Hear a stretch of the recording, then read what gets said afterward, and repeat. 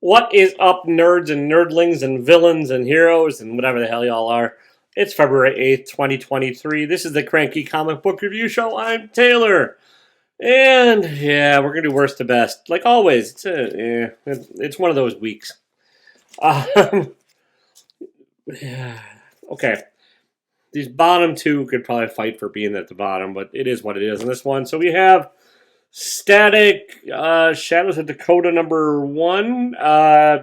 I love the art in this book. It's the art is Nicholas Draper Ivy. Or wait, no, that's one of the writers. And then Vida Ayala, who is writing I don't love, and if I were to remember that they were writing this, I would not have picked it up. But hang on, let me find it. Oh yeah, no, the art is also by Nicholas Draper Ivy. So yes, artist and co-writer. Art is great. The writing is just kind of. I don't know. There was a bang that happened in Heroes and Static and something, something, something. It just kind of.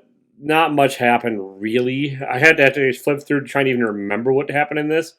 And yeah, there's not much of a story, honestly. And there's just nothing much. There's apparently some cliffhanger ending, but like, this is one that like I really even after reading through this and skipping back through it, there's just nothing to this damn book. It's kind of a shrug and not a very good one. So it is what it is. It's at the bottom. Static. If you like the art and if you love the character, you might like it. But if not, I don't know. Skip it. All right. Next we have Red Goblin #1. This is, I don't know, #1 issue. It's a mediocre week. I was like, I'll pick up some #1s and try and like them. And I hated this goddamn book. Oh, God, did I hate it. And it's got Normie Osborn, who's like some kid version of, like the grandkid of Norman Osborn, apparently. I've not been keeping up with all this stuff. I think that was written maybe a Dan Slott thing. And now there's a symbiote involved. And yeah, what I really, really, really, really, really, really hated was the dialogue of Normie. Like the kid did not talk like a kid, did not think like a kid, did not act like a kid. Like none of that rang true. And I get it's a comic book, nothing's true. It's all fake. It's all fiction. It's all that. But like you can tell when you're reading a book and like the voices just in your head just feel off, and you're like, that's not how that would go. And that's this entire issue. There's other stuff in here that happened, I guess, really. Normie and a symbiote named Rascal, which is stupid as all hell. There's a grand reveal for somebody messing with the Osborns, and I don't know. It's not a good book. It's really not. I tried. I like Dark Web. I was like, I don't care. Spider-Man, I like the character, but I just have not liked any of the other shit, so I just stopped reading. And this one was like, I'll try it. Yeah. It's going to be a quick week for reviews, people, because there's just not a lot of good stuff out there. And so I could trash all these. I could spend like an hour going, this is this, and this, and this, and this is horrible, but this is just fucking the dialogue. Honestly, just like fingernails on a chalkboard. A chalkboard is what like old people used to write on when they were teaching. And now it's all digital in the Zoom, and apparently, I don't know. I don't know how classrooms work anymore. I'm old. But yeah. All right, next. We have Ghost Rider #11. I'm done with this damn book, and I probably said that before. I don't look back, and I don't remember. My memory's shot. That's my problem. I'm old. I remember what chalkboards are, but I couldn't remember what the last issue of this was like.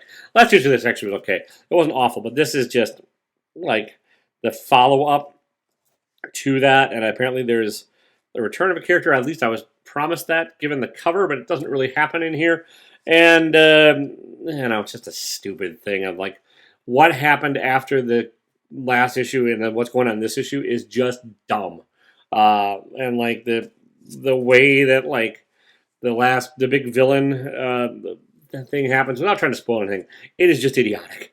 And I get you're going for goth horror, and I get there's fumes and exhaust and motorcycle-y bits. The art's okay. I don't even know if the art's the same as the last one. I don't remember artist names either. Well, not always, but Walker is on the art. I don't think so. I think this is a different artist. I could be wrong. But yeah, this is Danny Rand, Ghost Rider, recovering from exhaust last time around. And like, really, another issue where not much happens. And what does happen, like I said, is just, God, it's just moronic.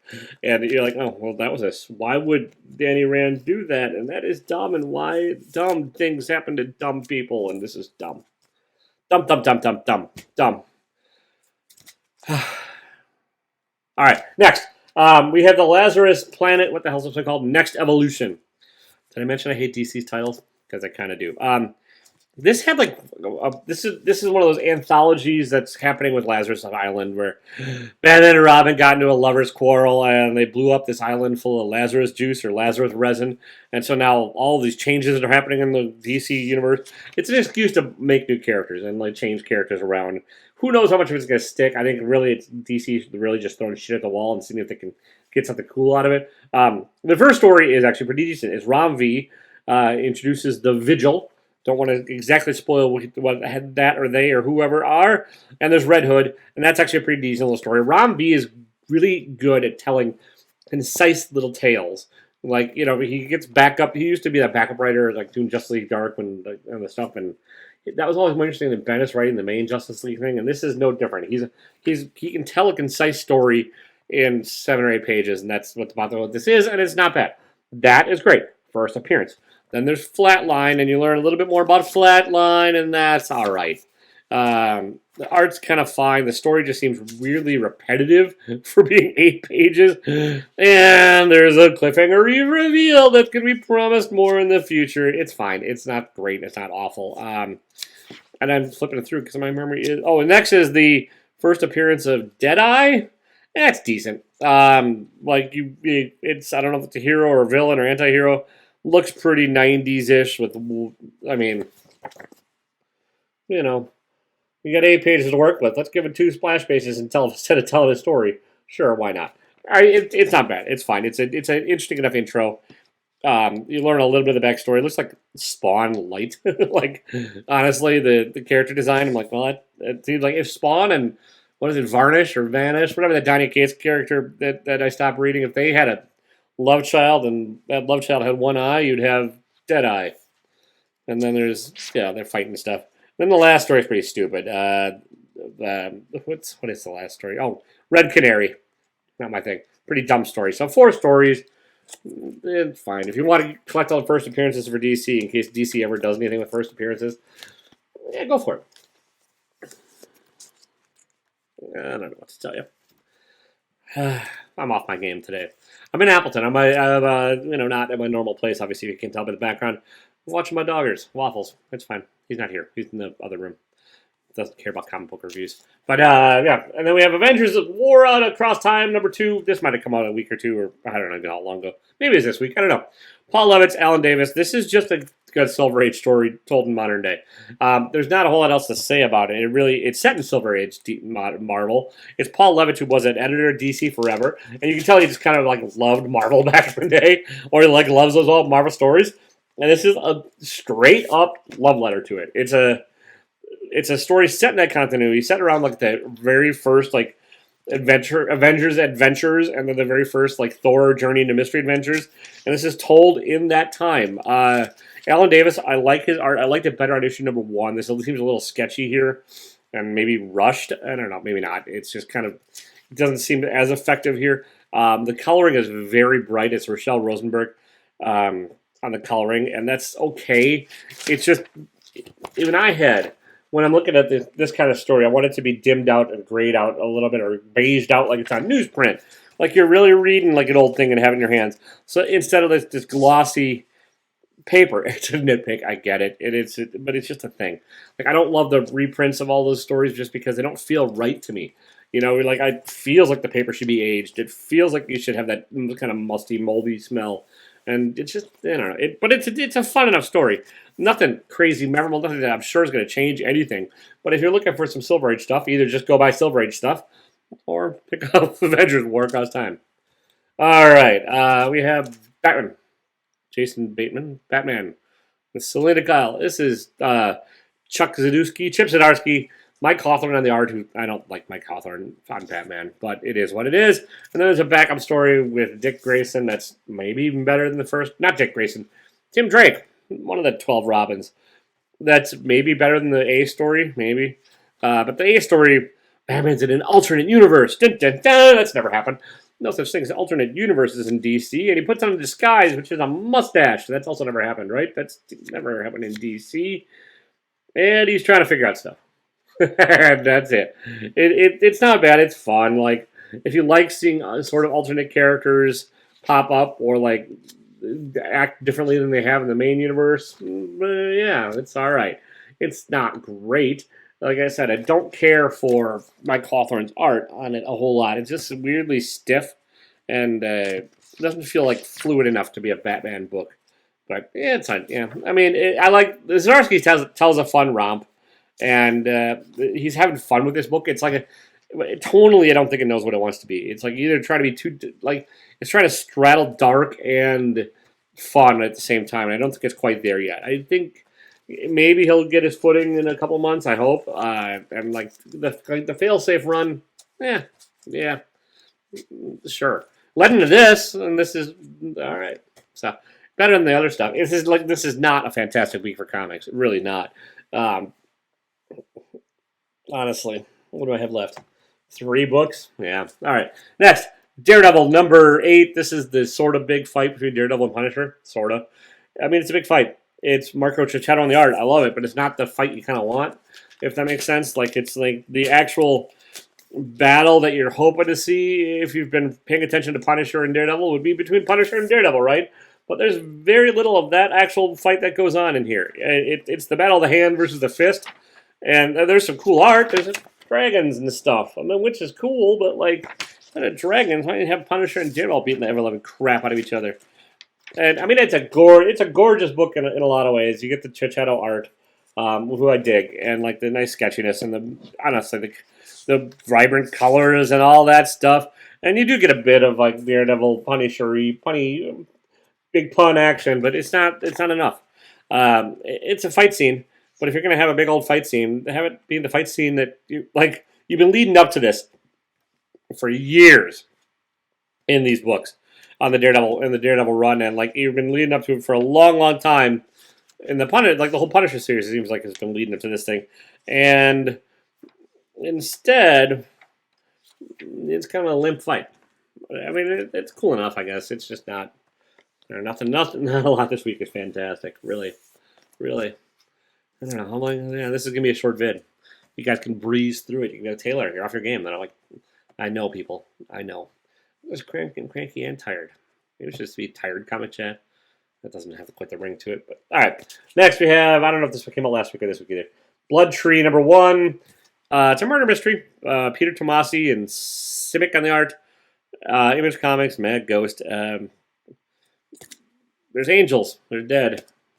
And the actual murder mystery itself has the premise to be kind of interesting.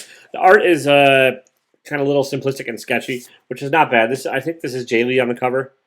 Yeah, maybe not. It looks like it's not Jay Lee. I thought it was Jay Lee at first. It is not. This is Christian Alamy. So, yeah, upon closer glance, it's not Jay Lee, but at initial impression, I thought it was. And then the interior art, it kind of reads like an indie. You know, simpler, like the Maxim Simic tells a solid enough story. You're not really ever confused as far as what's going on in the panels. Sparse, thick, heavy kind of line work.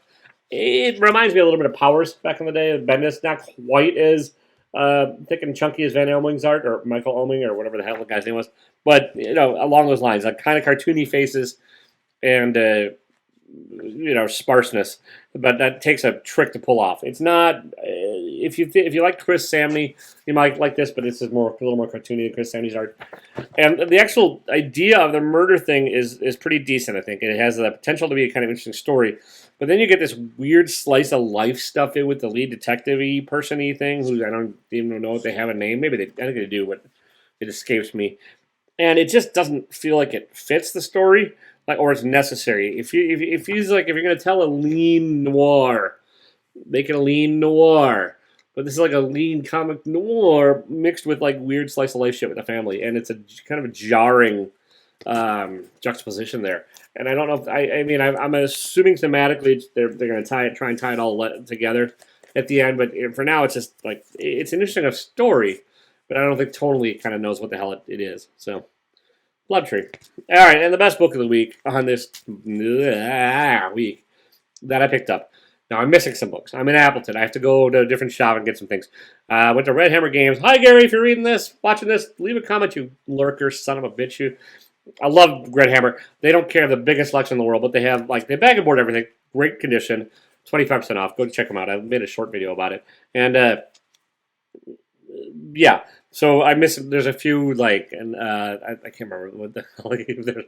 Know Your Station is one of them that came out this week that I was going to get, and a few other indie stuff I was going to pick up that just probably didn't get ordered because I'd probably be the only one that would buy it, and I don't live in town, right? Really. So yeah. But anyways, favorite book of the week.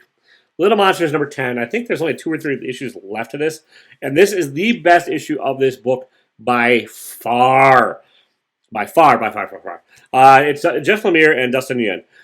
Dustin Nguyen's art is creepy and black and white and kind of gritty and slimy and great in this, and it's sketchy and inky and all these adjectives and stuff and things. Just kind of not simplistic, but not overly complex either. I don't know, walks a nice line of just enough detail to tell the story and set the mood. And I dig it. And then this is the history, or at least the beginning part, or the backstory, or I think all the backstory we're going to get in this book of how these current little vampires, because little vampires, became little vampires, and what happened to the people that made them the little vampires. And this is that issue, and it's an interesting story, and it's kind of a sad story, and it kind of explains enough so you have an idea what happened, why things happened in the previous issue, and why they're going on, and what's happening, and the logic behind the kids being on their own. You learn enough of that here to keep you intrigued. It's not Lemire's strongest work. I liked a lot of his stuff a lot better, but this is still this is finally the turning point issue for me, which is it's issue 10. It's a long ways for a turning point. So I maybe read his other stuff first, honestly, but it's the best issue of this, and it's the best issue of this week that I've picked up. So, Little Monsters, number 10. There you go. Did I miss something cool? Please let me know. Please, for the love of all that's holy.